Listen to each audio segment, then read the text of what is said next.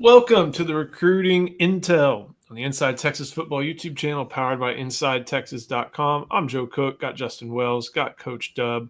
We're here to talk recruiting like we do every Tuesday afternoon. So make sure you don't miss any of it. Like this video and subscribe to the channel. Today, we got to talk about Texas going in home to see multiple highly rated running backs throughout the Southeast. Talk a little bit about Alito wide receiver Caden Finley. He has set an announcement date after his official visits. We'll answer a couple questions. We've got a question and answer going on right now over the Inside Texas members only board. So if you want some real insight on any question you might have, go sign up for Inside Texas. Come join the Q&A. But we'll talk about a couple of the good questions we got over there. Which three-star prospects Texas is interested in could turn into first rounders.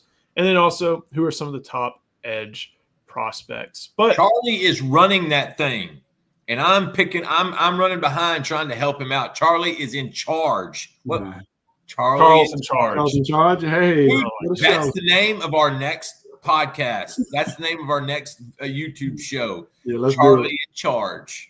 I don't know how we just came up with that. Probably because I'm an effing genius. Oh, man. Let's get going right into the running back talk. Justin, last night you posted that Texas was in home with Chad Scott to go see Jackson, Alabama's Xavier Crowell, number 2 running back, 5-star by every service. And this is one where Texas is going to have a tough battle with Alabama, but they're going punch for punch with the Crimson Tide and working to get Crowell into the Longhorns 2026 class. Everyone wants to know who's the other running back, and they don't even have a running back committed yet.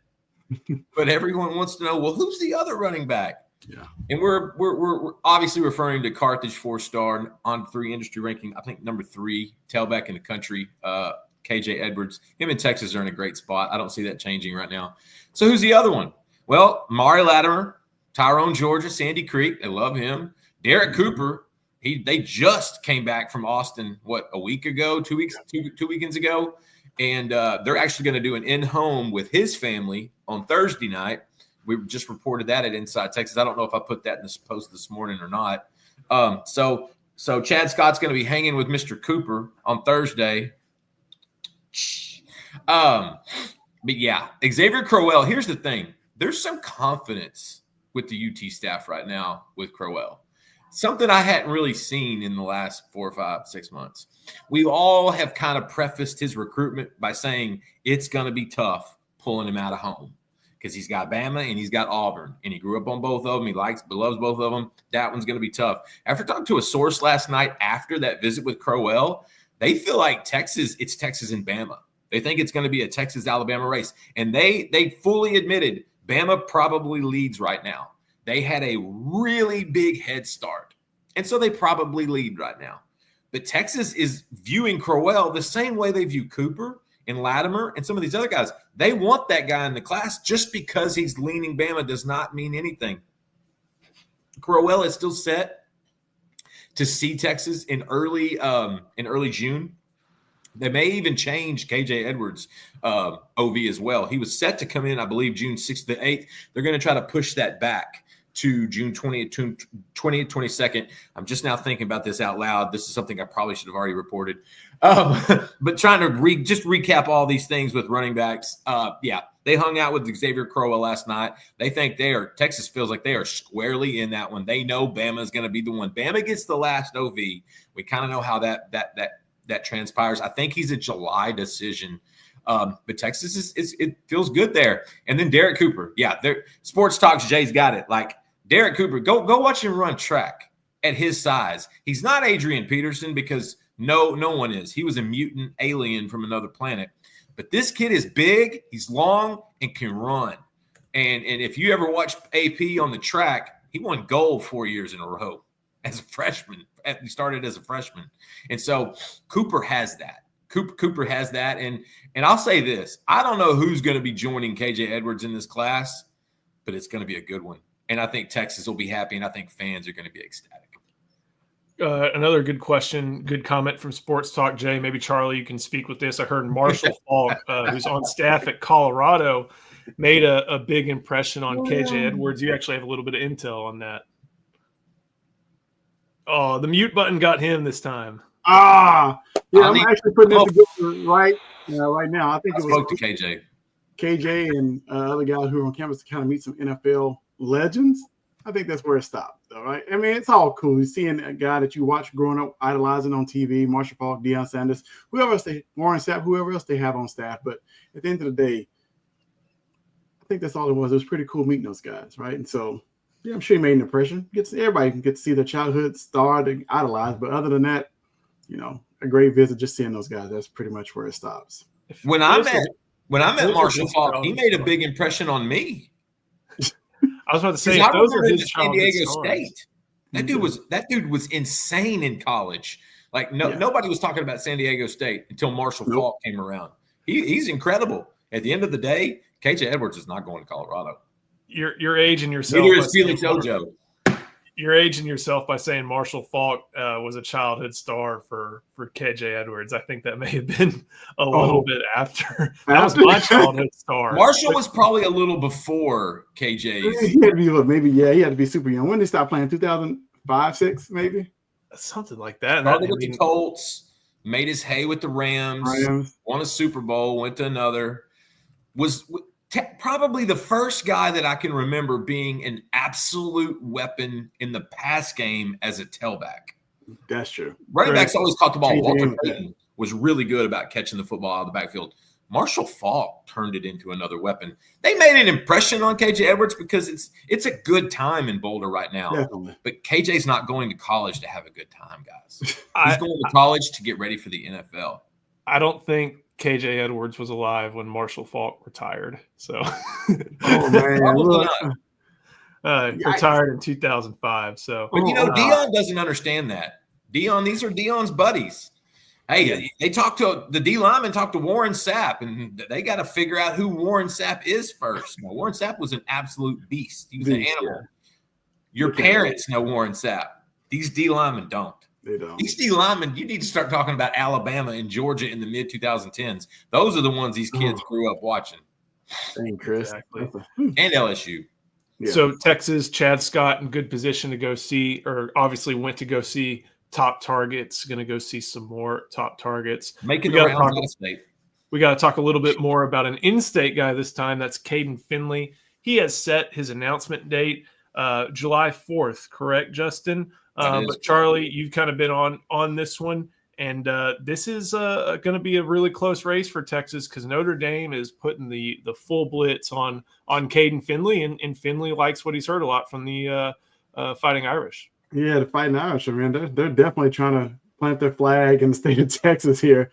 But it's been that way for a while since I saw him back in February. I want to say it's been a Notre Dame race, and so that's continuing on July 4th. I know Notre Dame has confidence. Texas has confidence. We'll see, where he commits to come July 4th. But you got your legacy on one side, and you want to make your own path. Going up north. If you want to play in the rain and the cold and all that good stuff. But Notre Dame's definitely making a push. Like I said, in the state of Texas, and so we'll see what happens on July 4th. I think it'll come down to the wire. It could come down to that day, that morning he wakes up and say, "Okay, where am I going?"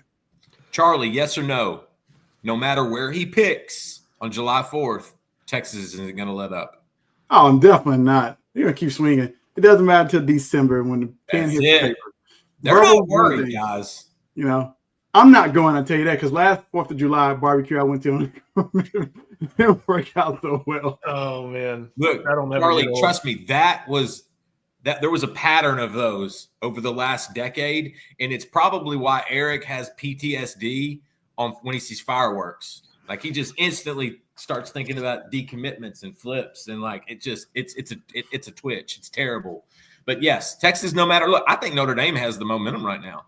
Yeah. But they still have to go through these OVs. Texas gets that last OV, and even if he picks the Irish on July 4th, if I was picking an RPM right now, I'd probably put it in for the Irish right now. Even if he does, Texas is going to continue to push. One of the interesting things when it comes down to Notre Dame offensive recruiting is their quarterback situation is so much better than it used to be in recent years.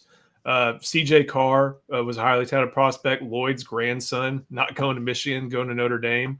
And they've done some good stuff in the most recent signing classes too. So that used to probably be seen as a governor on that offense, aside from the weather.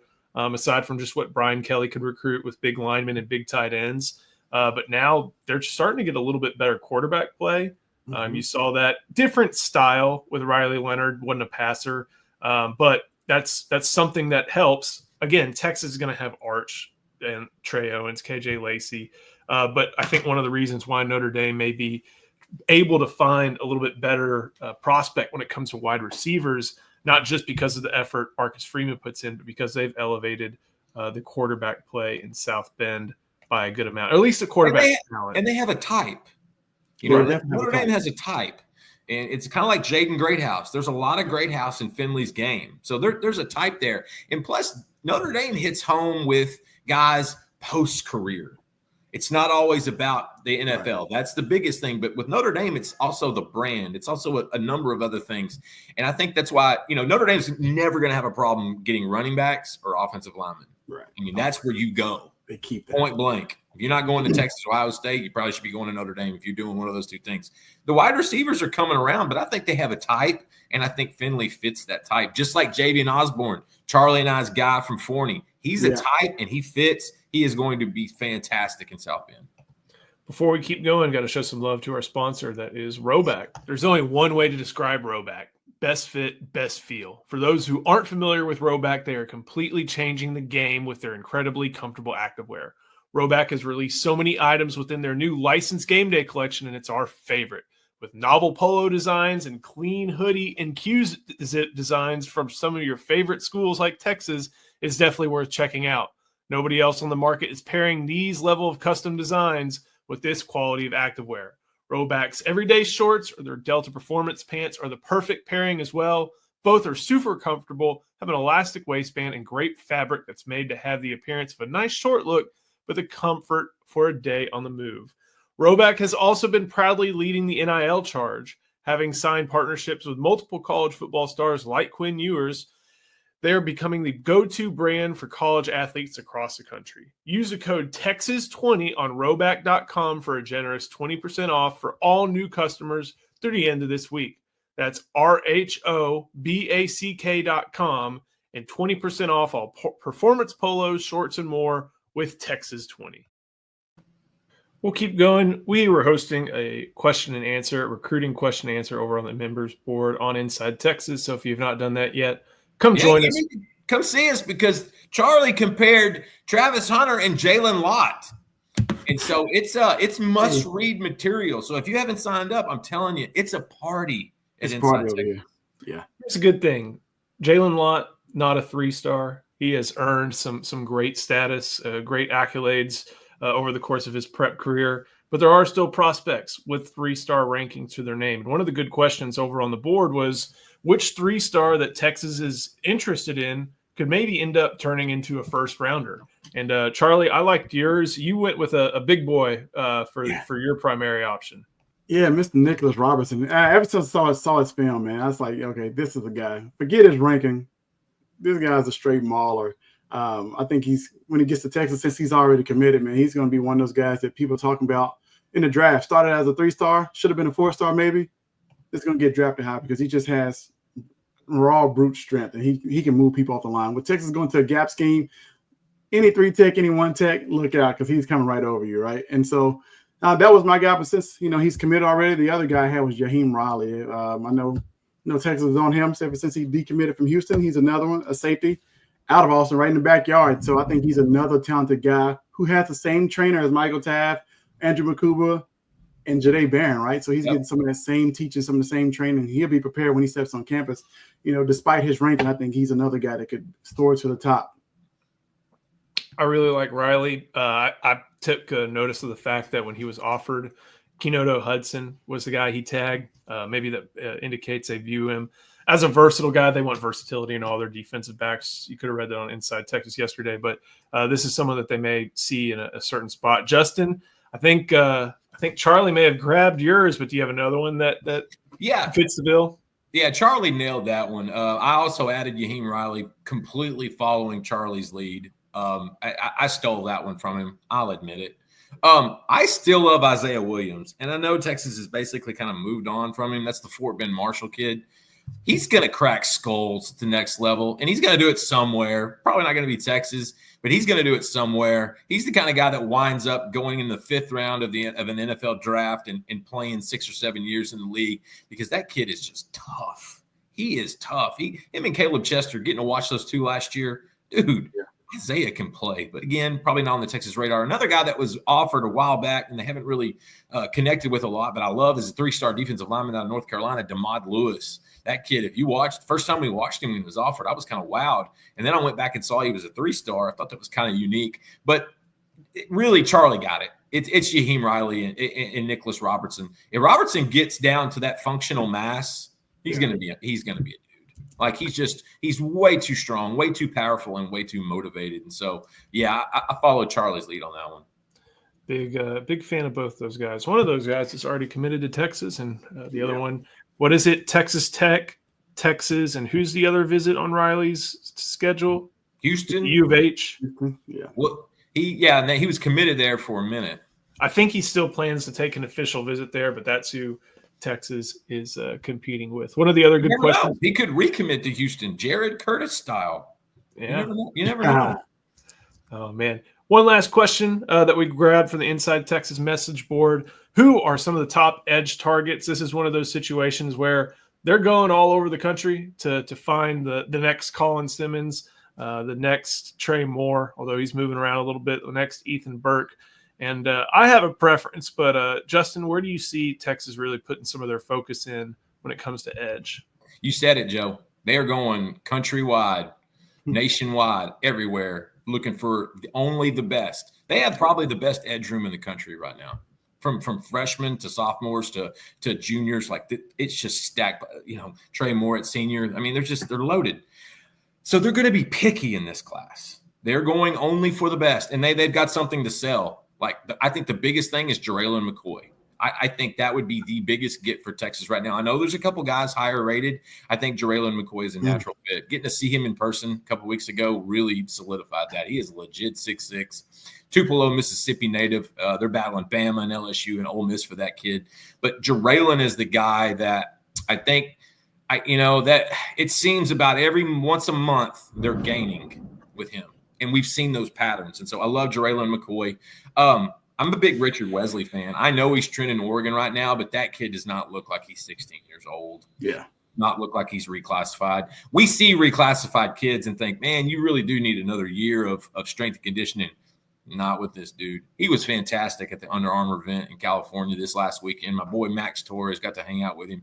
That's an Oregon kid right now, but Texas isn't going to let up, and they still have the Colin Simmons factor. That's actually what really enticed Wesley when he took his unofficial in April, and he'll be back in June for his OV. Then you got the next tier, and I think these are guys that Texas likes, but they're just kind of – we're going to get clarity after the official visit season. Yeah. I really think that's when things are going to start to sort out. You got Dre Quinn. You got Jake Kroll. I love Luke Wafel. I think I love that guy. Watch him play basketball. That's a dude, okay? That's an absolute athlete right there. You got the IMG kid, like I said, Jake Kroll. You got a couple in-state kids that they're kind of pittering around with a little bit. You got KJ Ford and Jamarian Carlton. I don't see those two in this class for Texas. And I know that sounds strange, being those are the two of the highest rated edges. But honestly, Landon Barnes, opposite KJ Ford, to me is a better edge prospect. He just picked up an offer from edge coach Lau and Clark last week. He was in Duncanville. So if we're looking in state, I think Barnes would be your floor. I think your ceilings, Jaraylon McCoy, Dre Quinn, Richard Wesley, guys like that. And I think they're only going to take a couple. This is not going to be a position with high numbers. I think they might take 2, possibly 3 if it's like a potential impact guy. Charlie, even though we talked about how they're going all over the country, there's still some storylines to follow close to home, not just up I-35, but also up in the Metroplex too. Look, man, there's so many kids here. Just in the DFW area. Look, and I'll tell you this, Coach Kenny Baker and Coach Lowell and Clark are making their name known here in DFW. You getting coaches are saying, hey, man, he's one of us. He's one of our guys. And just after meeting these coaches, right? And so they're making a headway in Dallas-Fort Worth, man. I think it's going to continue to grow. And I think that the pipeline that they're building here, especially with the likes of Brandon Tucker, one of the top trainers here, you got some 2026 and 2027 guys and Zane Rowe and a ton of others who are just coming up, right? And so I think the future is very, very bright at the edge position for Texas just going forward. Coach Kenny Baker and Coach Lyle Clark are doing a great job here. So I think just overall, be patient, give it some time. We're going to get the right guys on the edge. And as you see, when they get here, they're going to be developed. So I think it's just one of those things. Throw a bunch of names out there. Give me a guy like Landon Barnes any day of the week, and we're good. That's who. Real quick, Charlie. Bryce Perry Wright. He's labeled as an edge. Yeah. What do you think? I've seen his frame. Is that a D lineman? He has a frame. What's the kid's name? Oh my God! Is it more like Dre Bledsoe, where he's like? Yes, Dre Bledsoe without the athleticism. Yeah. Right, without the athleticism. That's what it's similar build to me. So it depends on how much weight can he add. I think he's thicker. Even thicker. Yeah, how much weight can he add? Be maybe a 3-tech. I don't think he'd end up being a pure edge guy, but I think I think he can grow to a 3-tech. Honestly, just depends on how much weight you can put on him and muscle mass. That's a Buford, Georgia guy that Texas has their eyes on, whether it be edge or D-line. Jaraylon McCoy is listed at D-line, but he is an edge target. Just a little clarity on a couple other names. Always good intel. Make sure you head to Inside Texas. We're still running that question and answer over on the members only board. Those are a couple that we got. We got a lot more for y'all. You guys got to get back to it, so we appreciate it. Thank you for watching. Make sure you like this video and subscribe to the channel. And, of course, like I mentioned, head to InsideTexas.com. So, Justin, thank you so much. Charlie, thank you. We'll see you next time on the Inside Texas Football YouTube channel powered by InsideTexas.com.